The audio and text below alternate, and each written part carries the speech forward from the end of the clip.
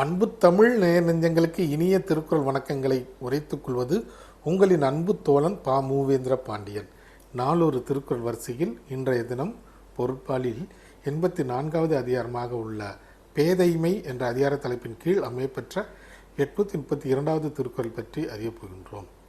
பேதைமை என்பதற்கு அறியாமை என்ற பொருளில் இந்த அதிகாரத்தின் தலைப்பு அமையப்பெற்றுள்ளது. இப்பொழுது நாம் 832வது திருக்குறளுக்கு செல்வோம். பேதைமையுள் எல்லாம் பேதைமை காதன்மை கையல்லதன்கண் செயல். பேதைமையுள் எல்லாம் பேதைமை காதன்மை கையல்லதன்கண் செயல். இத்திருக்குறளுக்கான பொருள் என்னவென்பதை இப்போது நாம் காண்போம்.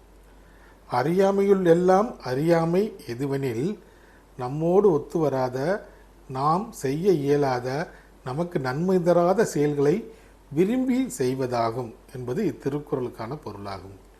மீண்டும் பொருள். அறியாமையுள் எல்லாம் அறியாமை எதுவெனில் நமக்கு ஒத்து வராத, நமக்கு நன்மை தராத செயல்களை விரும்பி செய்ய முற்படுவதாகும் என்பது இத்திருக்குறளுக்கான பொருளாகும். ஆம் தோழர்களே, வள்ளுவரின் வழியினை பின்பற்றி நமக்கு ஒத்து வரக்கூடிய செயல்களை மட்டும் செய்தால் நிச்சயம் நமக்கு வெற்றி கிடைக்கும். நன்றி, வணக்கம்.